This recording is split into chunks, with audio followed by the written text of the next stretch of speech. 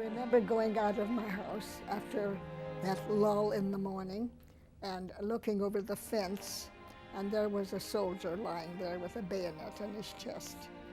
It was frightening, but we had seen so much of that we just took it all in.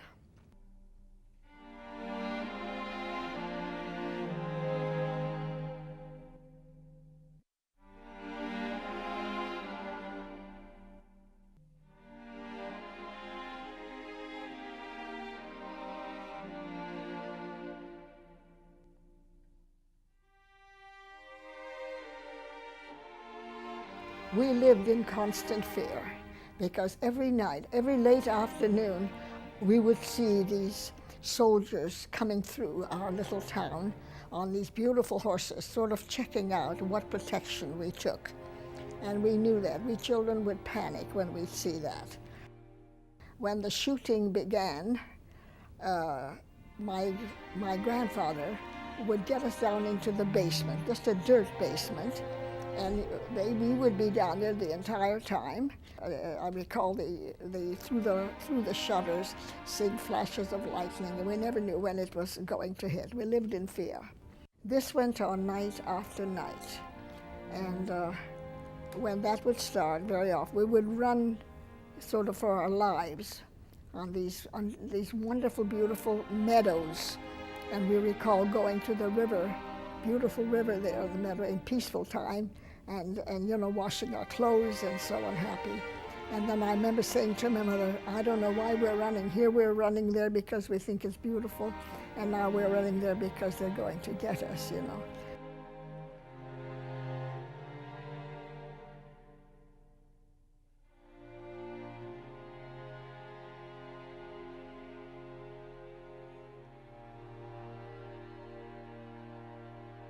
I recall very much the day that we were ready to leave Chagrin.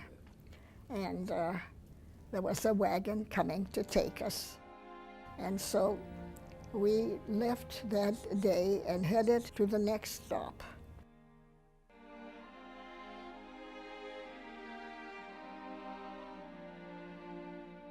We had to cross it on foot.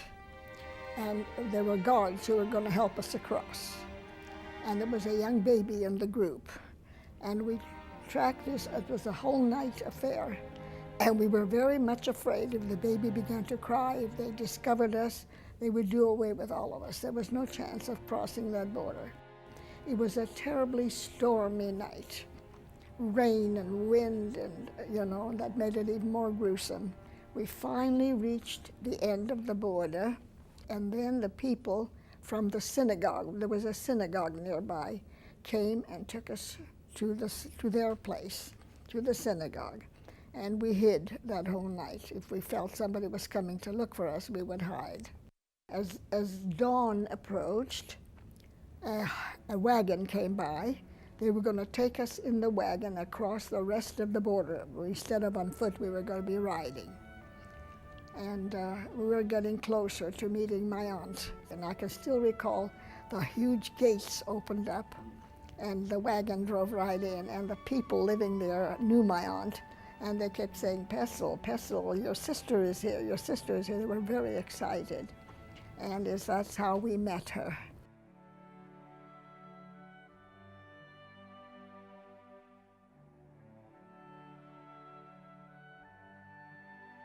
We were going to board ship in Antwerp, but we left Vilna, we left Warsaw, we were in all those places.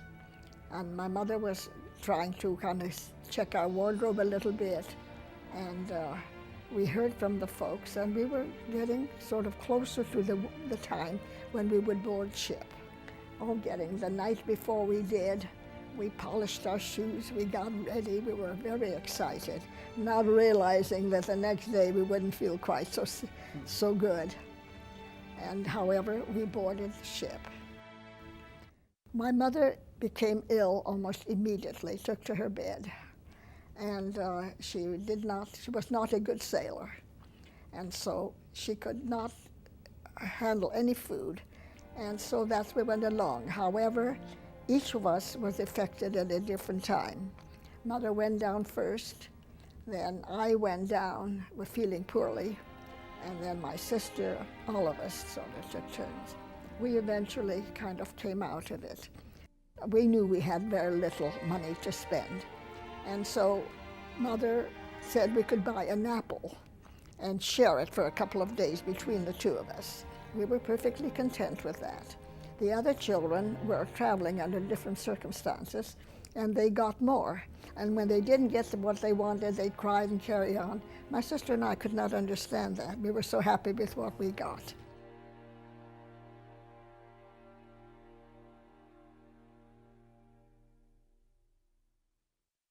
They did detain us because they wired to Calgary for additional funds for my family, my father and the others, because they said a woman traveling with 2 children, we did not have enough funds.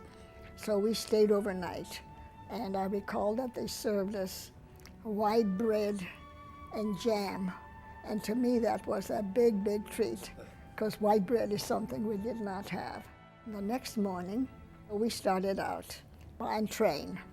We started out on the train, and we were going closer and closer to meet my folks. And that is how we got to Canada.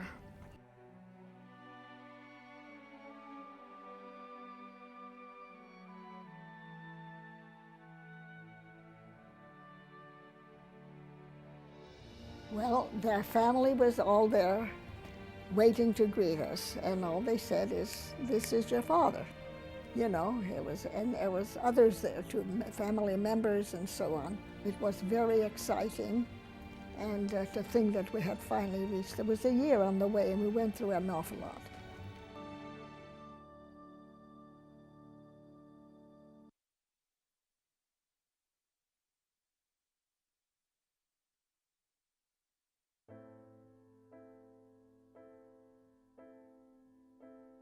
When you're in Cuba, you just want to get out. Yeah. The priority is the United States. That's the priority. But if you can find your way out to Spain, to Germany, Australia, Japan, Guatemala, anywhere, the priority is to get out.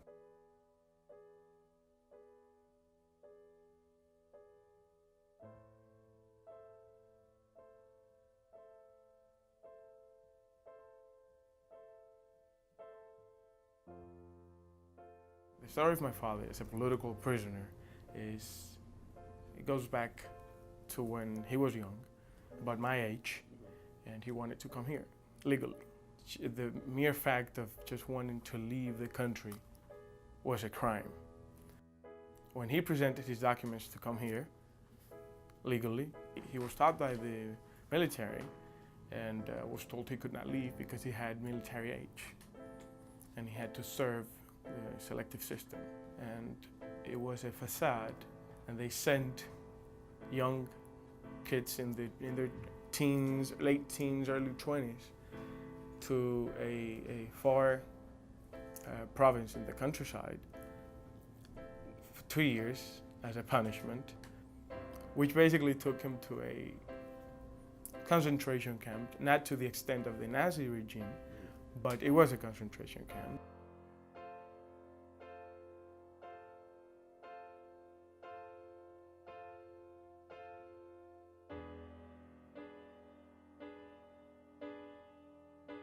In January 1959, Castro and Che Guevara, some of these other famous people at the time of the revolution, came in with the tanks and with trucks, and they marched into the capital. And thousands of people, well, probably hundreds of thousands, came to see him. And my parents and I decided to take me to see him there.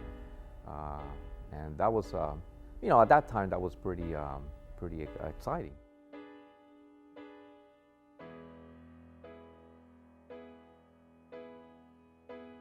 My father was very upset because he said, "We're going from bad to worse." And then my father started seeing that this is not what he expected of the new Cuba, of this revolution. And a lot of Cubans were fooled. They were fooled by this picture that Castro had painted.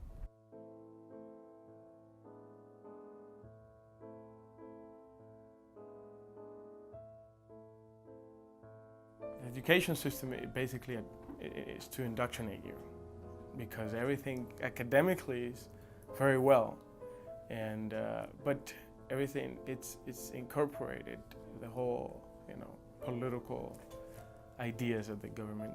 They feed you that since you're in kindergarten until you leave school, basically. Once I would come home, I had my parents who knew that, and they would tell me, well, this isn't really true, and this is the way it is, but you cannot say it in school.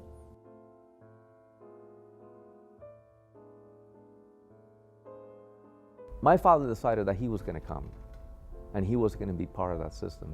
And he, obviously, they talked him into coming with me, bringing me here. And so he, my mother signed the papers, and then obviously he brought me here. And it was on March 28, 1962. I felt very sad. I mean, I felt, I was crying a lot. And they told me that this will be, we were going to the United States. Of course, I've always wanted to go to the United States, because in the 50s we used to see Disney World, the whole, remember Walt Disney, the old Walt Disney shows that they used to have, and they used to have documentaries of San Francisco and New York. So I've always wanted to come here. We came here in 1999. It took us 3 years to finally gather the money to come here, because we didn't have it. There was no possible way to get the money they were asking for, not the US government, the Cuban government. My parents went to the US interest section, put his name in a list for financial aid, and the man told them the list has about 3,000 more people, so we'll call you if anything. Finally, 2 years and a half after, another friend of us who had come 2 years before we had applied for that visa, called my house and told us that he could send the money for two. So I left in the morning, early in the morning, from Havana to Cancun. Stayed there 2 hours. From Cancun, I flew to Miami. Stayed there overnight at a Days Inn that the US government paid for, until the next day, where the flight to Newark.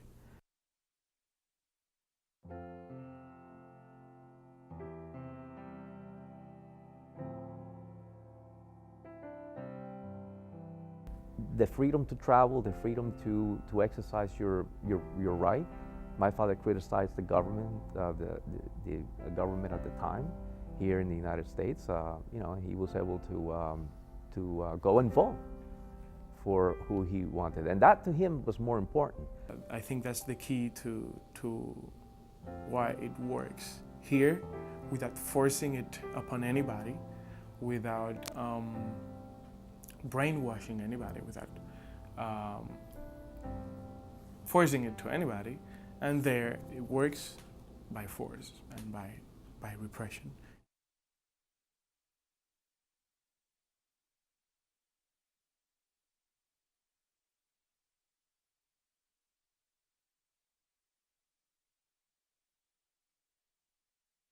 Well, my mother and father did sacrifice. They left their neighbors, their families, her sisters. My father left the workers, that his pals, his church pals, his hangout pals, Over there they used to hang out, they go to barber shop and hang out with the friends, like my dad. He had to give that up, and they did sacrifice, but for who? For his kids.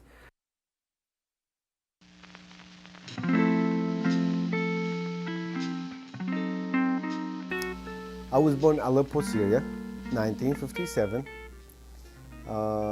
September 5th. I grew up with 6 other brothers and a sister. We're all close. We have wonderful parents. My grandmother, which is my dad's mother, they came together to this country. When you come to Ellis Island, when you get off the ship, there's I believe there was 50 steps or 70 steps that you have to go up to. There's doctors on top of the stairs. If you have yellow face, you're breathing hard, your heart palpitating, if you have health problems, you're going back. They don't want no sick people or problems. My grandmother, she had a problem with her medical problem, so they had to ship her back, and that's how we stayed in Syria. But my aunt stayed, my father's aunt stayed. In the 60s, when my little brother was born, the very baby brother, my aunt came to visit us. So my father told, would you mind be my baby's godmother? She was very happy. She goes, yeah, I would love to. And then she asked him if he likes to come to America. He said, she's done with all these boys, it's probably, you'll do good in America with all these boys. You can work and make it. So he thought about it and he says, you know what, it's a good idea.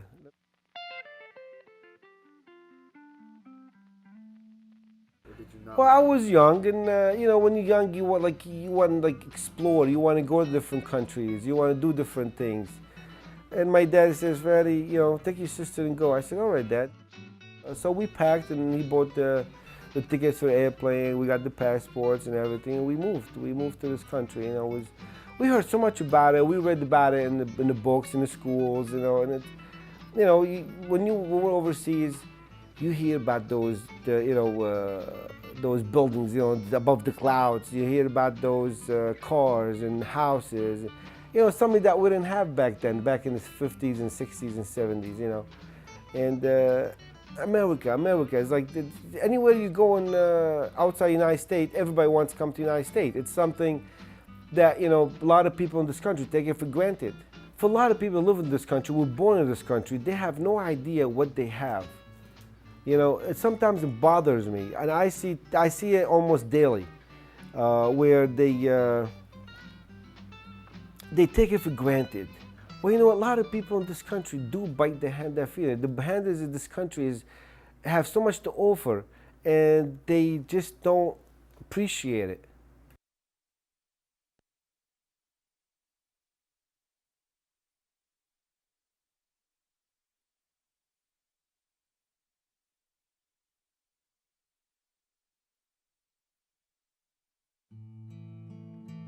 We were in the ghetto at night.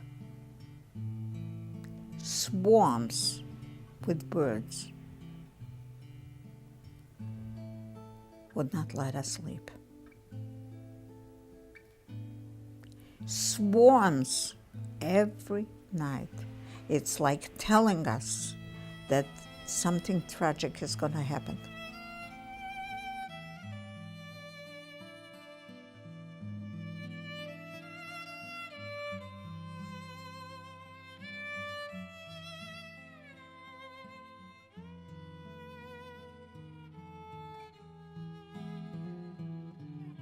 In 1941, the Germans started the war with the Russians. Right away, gathered all the Jewish people, put us in ghettos, and it was a nightmare.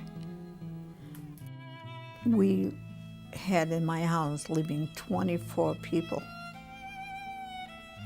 And that very morning, one of the ladies that lived in my house, she got up early in the morning to make some food for her child. And she started to scream and wake us all up, telling us that we are surrounded by the Germans. So we opened our doors and we were just running, not knowing that we were surrounded not only around the ghetto, but also around the town, because they knew that there are going to be some of us that will try to run away from this city. My two older sisters were running. I was the third one, so the two older ones, we were running. I was running with them, and the bullets were flying. And by running, I lost my sisters, and I never saw them again. I ran into a Christian home, into the garage. I was a little kid, And I was hiding like a little kid in the corner, hoping that the Christian will not see me, because they were fearing for their own life. If they are hiding a Jew, that they'll be killed. That Christian man, he right away called the Germans that I have somebody in my garage hiding. And so they came, they dragged me out. They told me to go to a certain spot in my town where they kept other runaways. And I knew Germans were walking right behind me with a shotgun. They put me on the ground. They told me to have my face down, and if I will raise my head, they're gonna kill me. So they kept me like this for a couple of hours. Then they told me to go back into the ghetto. They were sure that if I'll get back into the ghetto, that I'll be captured. They'll put me on the trucks, and they'll take me to the graves, because they had graves ready the night before. So they let me go. They made me go back to the ghetto. I had to cross a cemetery, a Jewish cemetery, in order to get into my house. And I did that. And got into the house, got into one of my hidings that I had in the house. So at that time, we felt, that they're going to start taking the furniture out, and then they're going to start burning their homes. So we decided in the middle of the night, we have to leave the house. We have to go. And we were in the woods for 2.5 years.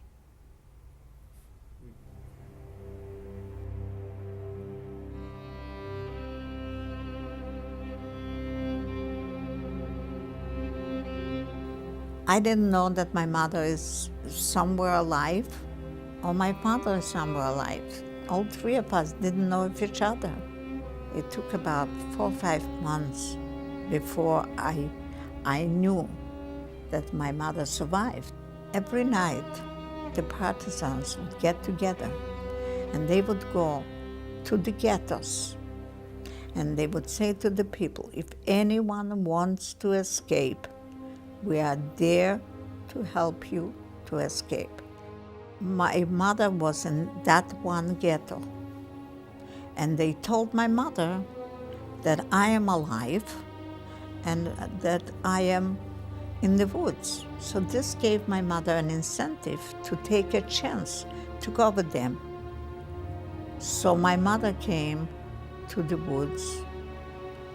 Then they told my father.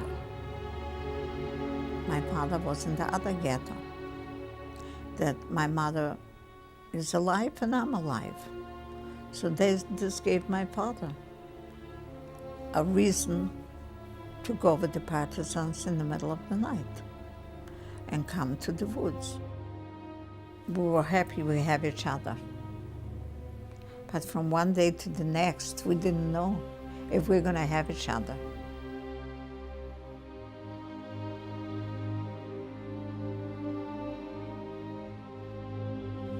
There are some families that lost their legs because they were frozen. There were some members there that died from typhus. So it was a fight for survival from each and every hour. We didn't have shoes. It was cold. In Russia, we have the real Russian cold weather with snow and all. But we had no choice again. I was so weak as a kid that I couldn't walk.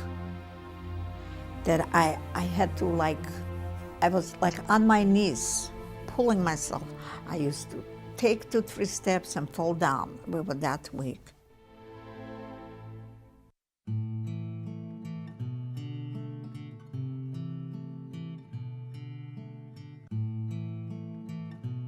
at the very end, we were 24 people hiding in a hideaway under the ground in the woods. And we heard machinery going all night long, but we didn't know, is it the Germans or is it the Russian? So one guy said,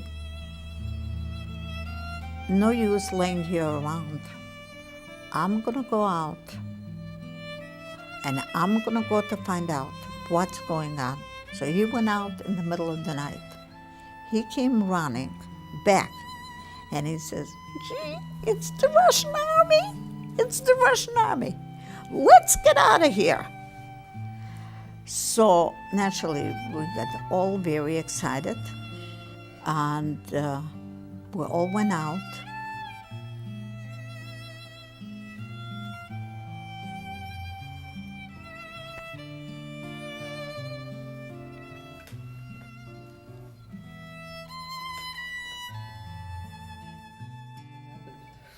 And this is when the pain really started. Because when we were there, the 2.5 years, there was no room to think about the losses that we had. That we lost sisters, I lost 3. That we lost parents and family and grandmothers. There was no room for that.